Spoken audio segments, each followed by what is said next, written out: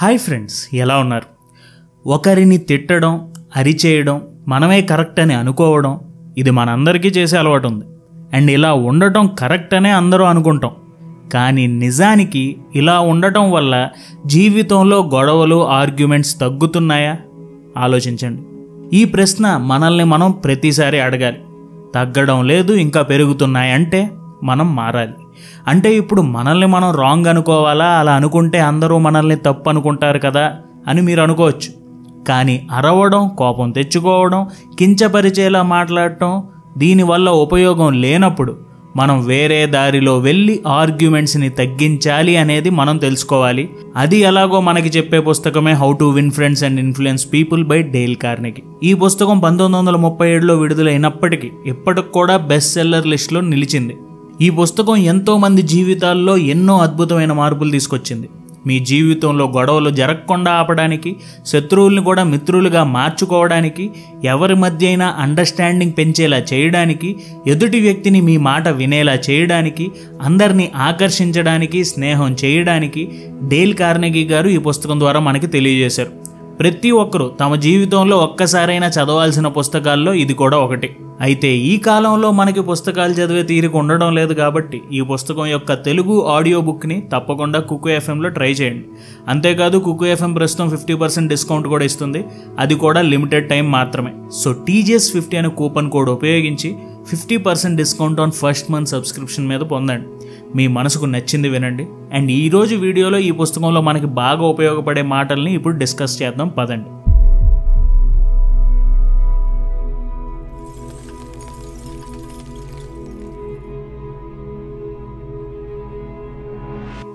If you want to gather honey, don't kick over the beehive.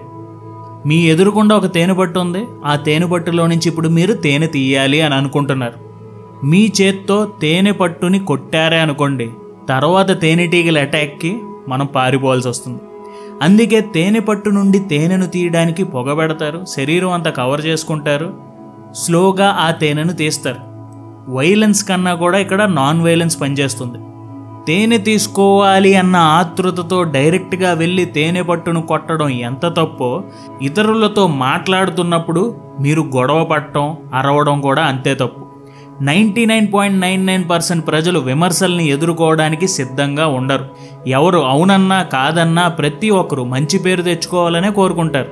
కొంతమంది ఎలా ఉంటారంటే, వాళ్ళు తప్పు చేశారు అని వాళ్ళకి తెలిసినప్పటికీ అహంకారం వల్ల రివర్స్లో మనతో గొడవ పడతారు. ఇక్కడ మీరు మళ్ళీ కోపంతో రగిలిపోయి వాళ్ళ మీద అరవడం వల్ల వాదన ఇంకా ఎక్కువ అవుతుంది. మాటలతో పోయేదాన్ని కొంచెం గొడవలా క్రియేట్ చేస్తాం. ఇక్కడ మీరు దూరం చేయాల్సింది అక్కడ ఉన్న ప్రాబ్లమ్ని, వాళ్ళతో ఉన్న రిలేషన్ని కాదు. సో ఎప్పుడైనా సరే ఒకటి గుర్తుంచుకోండి, ఒక సిచ్యువేషన్లో ఒకరితో గొడవైనప్పుడు మనం అక్కడ దూరం చేయాల్సింది మధ్యలో ఉన్న ప్రాబ్లమ్ని కానీ, మధ్యలో ఉన్న రిలేషన్ని కాదు. నోటి నుండి వచ్చే మాట మంచిగా ఉంటే ఎదుటి వ్యక్తి తన తప్పులు తెలుసుకోవడానికి ఒక ఛాన్స్ ఉంటుంది. నోటి నుండి వచ్చే మాట చెడుగా ఉంటే మాటతో పోయేదానికి కొట్టుకోవడం వరకు వెళ్తుంది. మీరు గమనించుంటే మన చుట్టుపక్కల జరిగే ఎన్నో గొడవలు చిన్న చిన్న మాటల వల్ల అహంకారం పెరిగిపోయి చిలికి చిలికి గాలివానగా మారతాయి. ఎదుటి వ్యక్తి అహంకారాన్ని మనం ఎప్పుడైతే అర్థం చేసుకుంటామో, దాన్ని రెచ్చగొట్టకుండా సరిగ్గా మంచిగా మాట్లాడతామో, అప్పుడు అంతా బాగానే ఉంటుంది. అంతేగాని మంచికి చెడుకి సంబంధం లేకుండా నువ్వెందుకు ఇలా చేసావని గొడవ స్టార్ట్ చేస్తే గొడవ పడటం, రిలేషన్షిప్ పాడవడం తప్ప అందులో మనకి జరిగేది ఏముండదు. సో గుర్తుంచుకోండి, గొడవ పడే ముందు కొంచెం కూల్గా ఆలోచించండి. Next, secret of dealing with people. మీతో ఎవరైనా మాట్లాడుతున్నప్పుడు ఎదుటి వాళ్ళలో ఎనర్జీ క్రియేట్ అయ్యేలా ఉండాలి. అంతేగాని అబ్బా అనవసరంగా ఇలాంటి వాళ్ళతో మాట్లాడుతున్నాం అని అనిపించేలా మీరు బిహేవ్ చేయకూడదు. అందుకే మీతో ఉండేవాళ్ళు మీ మాటలకి విలువిచ్చి మీతో వాళ్ళు జీవితాంతం తోడుగా ఉండాలంటే ఈ 3 విషయాలు గుర్తుంచుకోండి. Don't criticize, condemn or complain. మీకు ఎంత కోపం వచ్చినా ఇతరులను తక్కువ చేసి మాట్లాడొద్దు, వాళ్ళని విమర్శించొద్దు. ఎందుకంటే నోటి నుండి వచ్చే మాటల్ని వెనక్కి తీసుకోలేం. ఇది ఎప్పుడు గుర్తుంచుకోండి. అందుకే వచ్చే ప్రతి మాట మంచిదయ్యేలా మనం ఆలోచించి మాట్లాడాలి. రెండవది, give honest and sincere appreciation. మీకు ఎవరైనా ఎంతో ప్రేమగా వంట చేసి పెట్టారనుకోండి, మీ నోటికి బాగా రుచిగా అనిపిస్తే, మనసుకు ఆనందం కలిగిస్తే, వంట చాలా బాగుంది, కడుపు నిండా తిన్నాను అని మీరిచ్చే చిన్న అప్రిషియేషన్ వంట చేసిన వారికి ఎంతో ఆనందాన్ని, ఆహ్లాదాన్ని కలిగిస్తుంది. ఇలా వంటనే కాదు, ఏ విషయంలో అయినా మీరు మనస్ఫూర్తిగా ఇచ్చే అప్రిషియేషన్ మీ నిజాయితీని తెలియజేస్తుంది. పొగడమన్నాం కదా అని చెప్పేసి అనవసరంగా పొగిడితే వెటకారంగా కూడా అనిపిస్తుంది. సో మీరు పొగిడే పొగడ్త ఎదుటి వ్యక్తికి జెన్యూన్గా అనిపించాలి, అదేవిధంగా వాళ్ళకి ఆనందాన్ని కలిగించాలి. మూడవది, arouse eagerness in other person. చేపలు పట్టడానికి చెరువు దగ్గరికి వెళ్ళిన వ్యక్తి చేపకు ఇష్టమైన ఆహారాన్ని ఎరగా వేసి పట్టుకుంటాడు, అంతేగాని అతనికి నచ్చిన ఆహారాన్ని చేపకు ఎరగా వేయడు. దీని అర్థం ఇతరులతో మీరు మాట్లాడుతున్నప్పుడు వాళ్ళని ఇంప్రెస్ చేయాలి అనుకుంటే మీకు నచ్చింది కాకుండా ఇతరుల ఆసక్తిని పెంచే విధంగా మీరు మాట్లాడాలి, వాళ్ళకి నచ్చిన విషయాల గురించి మాట్లాడాలి. అలా వాళ్ళకి మీ మీద ఆసక్తి పెరిగింది అంటే మీతో మాట్లాడాలి అనే కోరిక వాళ్ళలో ఇంకా ఇంకా పెరుగుతుంది. దీనివల్ల మీతో మాట్లాడటానికి, ఫ్రెండ్షిప్ చేయడానికి ఇంట్రెస్ట్ చూపిస్తారు. సో ఈ 3 విషయాలు బలంగా గుర్తుంచుకోండి. Next, you can't win an argument. ఇతరులతో మనం మాట్లాడుతున్నప్పుడు ఎదుటివారి ఆలోచన విధానాన్ని అంచనా వేయగలగాలి. కొన్నిసార్లు మీకు కరెక్ట్ అనిపించింది, ఇతరులకు నచ్చకపోవచ్చు, ఇతరులకు కరెక్ట్ అనిపించింది, మీకు నచ్చకపోవచ్చు. సో ఎప్పుడైనా సరే జీవితంలో మీరు ఒకరితో గొడవ పడుతున్నారంటే ఆ గొడవని మరింత పెంచే మీ కోపాన్ని మీరు కంట్రోల్ చేయడం నేర్చుకోవాలి. ఎప్పుడైతే గొడవ పడుతున్నారో ఒక్కసారి అక్కడ ఆగి ఆలోచించి ప్రశాంతంగా 10 సెకండ్స్ డీప్ బ్రీత్ తీసుకోండి. ఇప్పుడు ఎదుటి వాళ్ళకి మాట్లాడటానికి ఛాన్స్ ఇవ్వండి. అండ్ అతను మాట్లాడుతున్నప్పుడు మీరు మధ్యలో ఇన్వాల్వ్ అవ్వకుండా పూర్తిగా వినండి. ఇలా వినడం వల్ల ఎదుటి పర్సన్ మెచ్యూర్డ్గా మాట్లాడుతున్నారా లేదా అనేది మీకు అర్థమవుతుంది. అంతేకాదు మిమ్మల్ని అసలు సరిగ్గా అర్థం చేసుకున్నారా లేదా అనే విషయం కూడా తెలుస్తుంది. సో ఒకరిని మాట్లాడనిచ్చినప్పుడే ఎన్నో విషయాలు మనం గమనించి మళ్ళీ తిరిగి వాళ్ళతో మాట్లాడే అవకాశం ఉంటుంది. అన్ని మాటలు విన్న తర్వాత అపార్థాలు పోవడానికి మీ ఇద్దరికి సంబంధించిన విషయాల్లో పాజిటివ్గా ఏమైనా ఉంటే వాటి గురించి మాట్లాడటం మొదలు పెట్టాలి. మీరు తప్పుగా మాట్లాడుంటే, ఏదైనా మిస్టేక్ చేసి ఉంటే సారీ చెప్పడంలో తప్పే లేదు. ఇలా సారీ చెప్పడం వల్ల ఎదుటి పర్సన్ మీ నిజాయితీని తెలుసుకుంటాడు, మీ మాటలకి ఇంపార్టెన్స్ ఇవ్వడం మొదలు పెడతాడు. మీ ప్రాణ స్నేహితుడితో మీకు గొడవైంది, ఎంత ట్రై చేసినా పరిష్కారం దొరకట్లేదు. ఆ సమయంలో మీరు చెప్పాల్సిన సమాధానం ఒక్కసారి ఆపి రేపు మళ్ళీ క్లియర్గా మాట్లాడదాం అని అనాలి. అక్కడితో ఆ డిస్కషన్ని వదిలేయాలి. ఎప్పుడైనా సరే ఇద్దరు వ్యక్తులు కోపంగా ఉంటే వాళ్ళ మధ్యన అండర్స్టాండింగ్ ఉండదు అండ్ గొడవలు జరిగే అవకాశాలు ఎక్కువ ఉంటాయి. కాబట్టి కొంత సమయం బ్రేక్ తీసుకోండి. దీనివల్ల మీ కోపం తగ్గి మీరు ఆలోచించడం మొదలు పెడతారు. నెక్స్ట్ డేకి ఏది మంచి ఏది చెడు అనేది మీరు స్లోగా తెలుసుకుంటారు. నేను గొప్ప అనే ఒపీనియన్ని పక్కన పెట్టి మీ ఇద్దరి మధ్యన అసలు ఏం జరిగింది అనేది మీరు ఆలోచించడం మొదలు పెడతారు. మీరు గొడవ పడేది మీ బెస్ట్ ఫ్రెండ్, మీ లైఫ్ పార్ట్నర్, మీ బ్రదర్ లేదా మీ సిస్టర్, ఇలా ఎవరైనా సరే రిలేషన్షిప్ అనేది ఎప్పుడూ బ్రేక్ అవ్వకూడదు. మీ ఇద్దరి మధ్య ఉన్న ప్రాబ్లం బ్రేక్ అవ్వాలి, అంతే.